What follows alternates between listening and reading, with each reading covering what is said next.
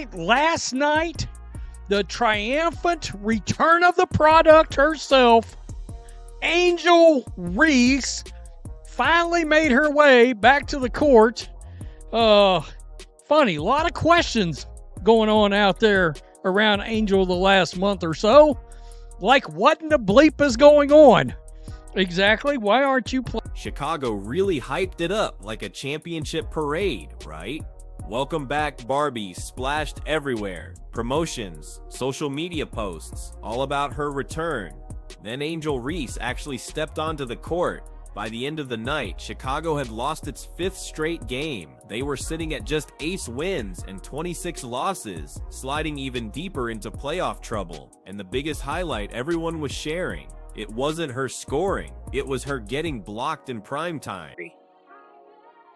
Angel low in her head. Oh, that has. Look, critics were quick to point out the irony. The Sky's supposed superstar had stepped away in the middle of a really rough patch. She came back talking all about self-growth, dropped 19 points with 7 rebounds and 4 assists, but still couldn't stop another team collapse. That just set the stage for how badly Chicago's big marketing push completely backfired. So do you think Reese really contributes to winning? Let us know down in the comments below.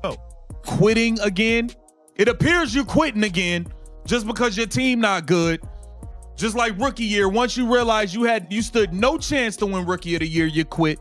You're quitting unrivaled. It looked like it was happening again. But look what we have here. Look what we have here. Angel Reese. The thing is, she did surface.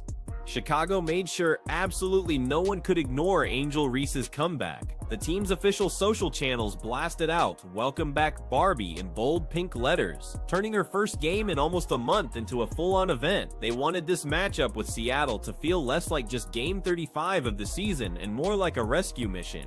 But once the ball was tipped, that big gap between their presentation and the actual performance showed up immediately. Williams forces a turnover.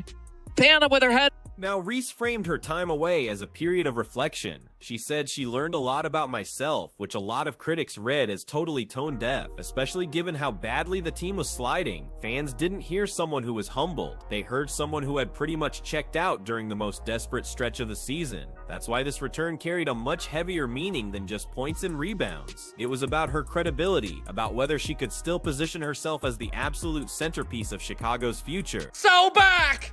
Bang! Hexagon, polygon, octagon, it don't matter. Turn it on for pecan, butter pecan.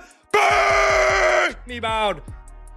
Bang! Hasn't played in 3 weeks. Maybe her legs are fresh. She can jump higher. No! Bang! She's played in 24 games this year. She's been blocked 48 times. According to my advanced analytics, she's getting 2. What's crazy is, the game itself offered a super harsh answer. Ezi Magbagwer's block, which Seattle's social media team quickly posted, became the moment everyone replayed. Within hours, what was supposed to be the highlight of Reese's big night had turned into a viral clip, pretty much mocking her arrival. Reese did what she usually does, barking after ordinary plays, but it only amplified the sting each time she came up short. The stage heroics and the actual on-court product simply did not match up. Yes, she scored 19 points, but what people really remembered is that social media clip. For fans, the whiplash was instant. 10 games, and you're still top 4 in the league in total turnovers. I said swiper, no swiping! Bang! I know you're a better bowler than you are a basketball player, but I thought we were going to save that bowling pass till next year. Bang! You want some maple syrup with that pancake? Bang! Like Mr. SquarePants once said, you know what's funnier than 24? How about an 8-26 record? So one moment they were told this game was going to completely flip the Sky's trajectory. The very next, they were opening Twitter to find Reese trending for all the wrong reasons. Instead of dazzling highlights, they watched their supposed savior turn into a meme. And when a player's big comeback campaign is remembered more for an opponent's block than her own bucket count, that tells you everything about how it actually landed. We missed you, Angel. You're back. You're roaring back, and I'm sure you came back and led the Chicago Sky to victory. Okay. No? Okay. It's been a while, and I'm sure you came back to a sellout crowd that could not wait to see And the Sky still lost 94-88. It was a tight enough score to feel like they could have salvaged it, but it extended Chicago's skid to 5 straight losses and left their playoff hopes in serious jeopardy. Whatever glow her stat line carried, it just vanished under the weight of yet another loss. So while the marketing insisted this was the return of a winner, the reality suggested something else entirely. Chicago didn't just advertise Angel Reese, they built around her like she was the missing piece to a true contender. And that's where the real story starts to unravel. Only 6,724 fans showed up to the Wintrust Arena. Yeah, it holds about 9,500 fans, so we're talking roughly 3,000 fans away from being sold out to see the return of Angel Reese and the defeat of the Chicago. Listen, Chicago's big gamble on Angel Reese wasn't just about drafting a promising rookie last year. They literally built their entire brand around the idea of her as a savior, the kind of player who could step in and instantly shift a struggling franchise's direction. Every offseason move, every media soundbite, it all seemed to reinforce the same message. This was Angel's team now. It looked bold on paper, maybe, but in practice, the results have been anything but convincing. Angel Reese so we can win, win, win!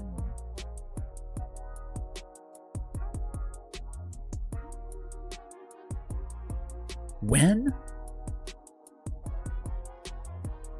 Since when has Angel Reese contributed to winning?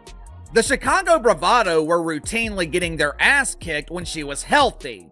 Outside of the female Suns from Connecticut who seem to be losing intentionally, the supposed win now offseason is a perfect example.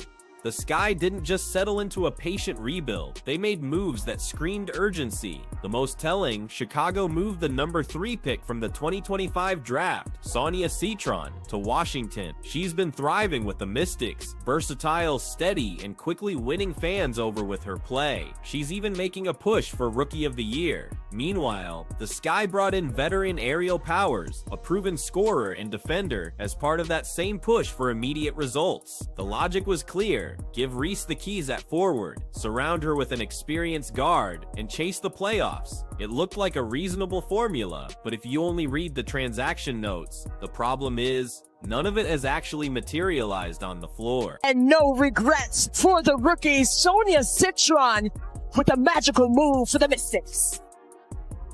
She's fierce. Citron. Citron, the back cut. Nice drop off the area. Fan gets the bucket. Nice dime, right? Meanwhile, Citron is truly blossoming in DC, flashing star-level potential almost every single night while the Sky remain buried in the standings.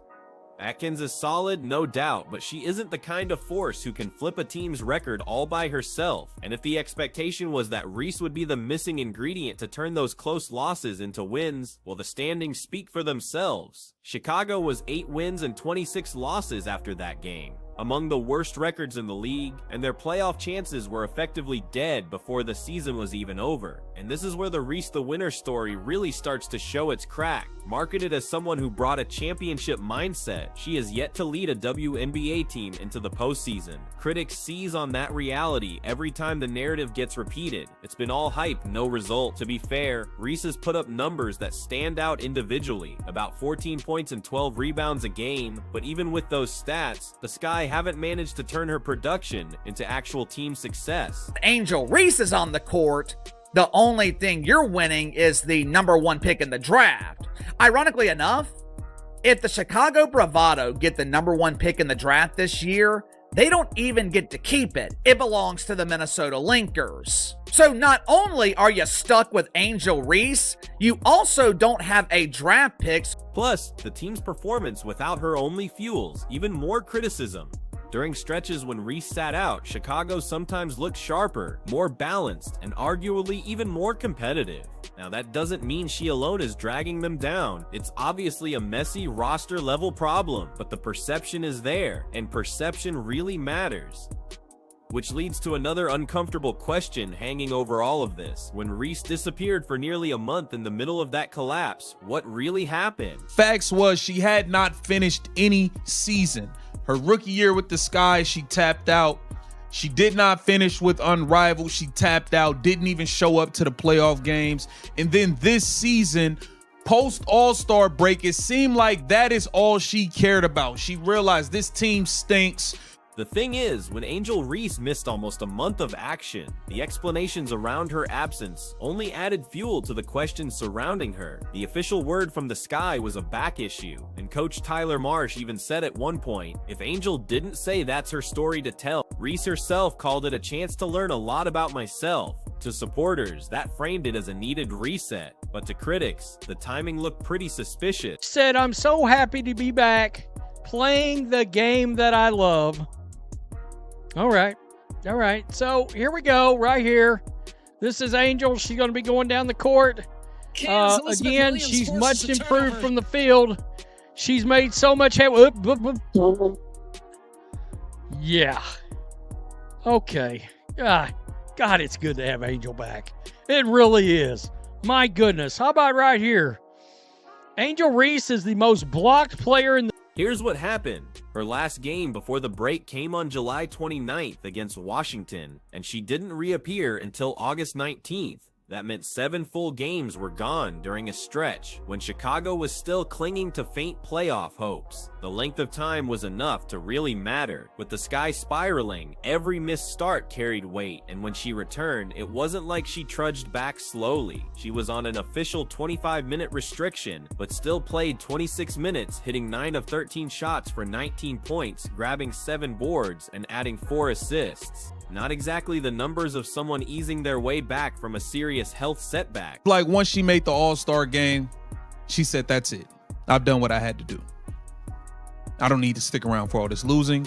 She's been saying her back hurts. Nobody knows anything about the injury. Nobody knows. So we start calling it out. Hey, are you quitting again? It appears you're quitting again just because your team not good. Just like rookie year, once you realize you stood no chance to win rookie of the year, you quit.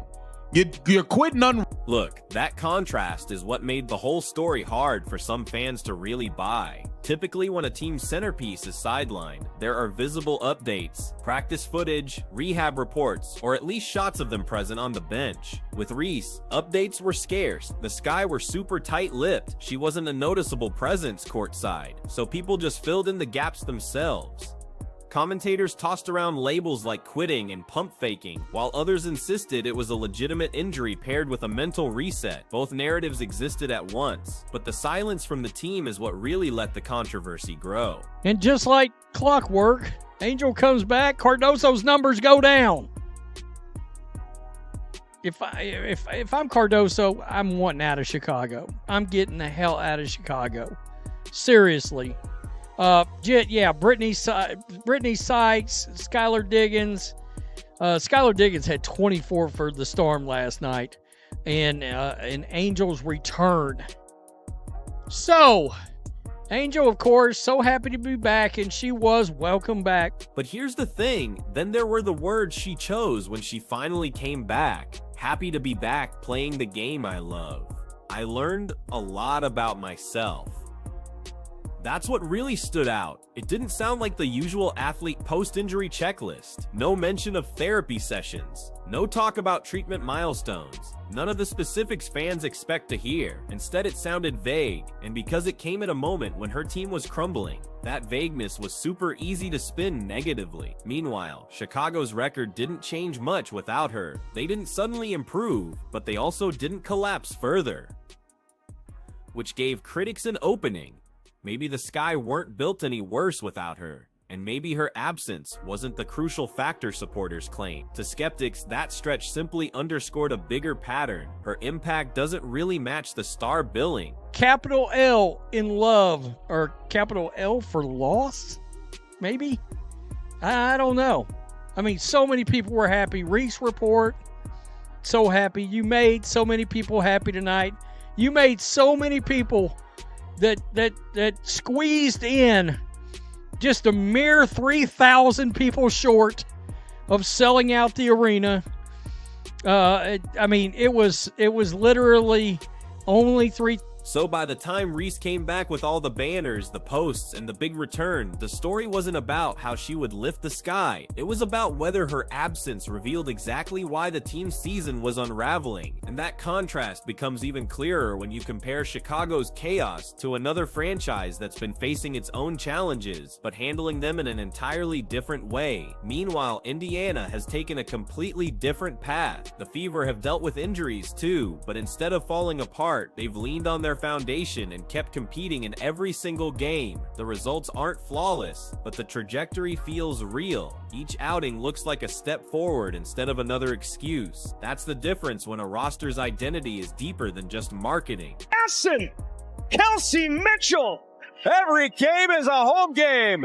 Listen to the crowd in Connecticut. Final score in overtime. Fever 99, Sun 93, and Indiana. And at the center of it all is Caitlin Clark. She isn't just scoring or putting up numbers, she's making Indiana must-see TV. Reporters and fans alike note how her presence bumps attendance and turns every stop into an event, injured or not. People buy tickets to see Clark, but they leave invested in the team.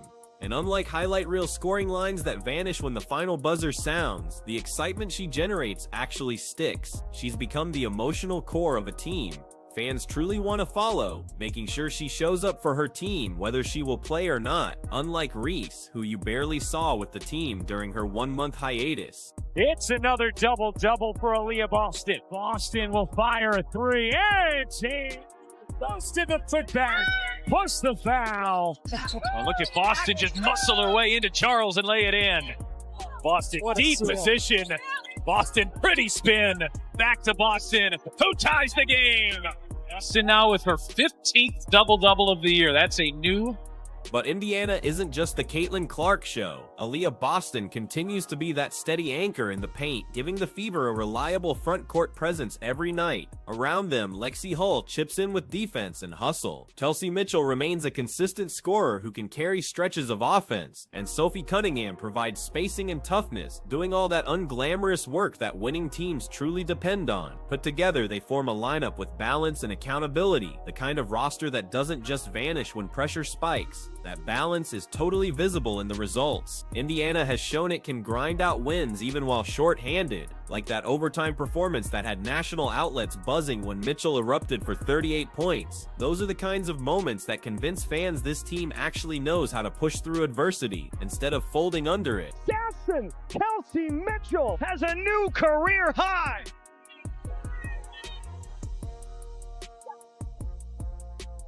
Backdoor Mitchell outsing in the paint for two.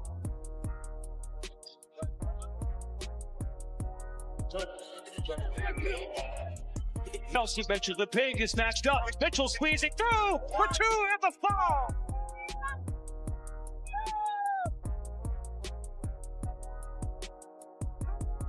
And you can feel all of that in the atmosphere.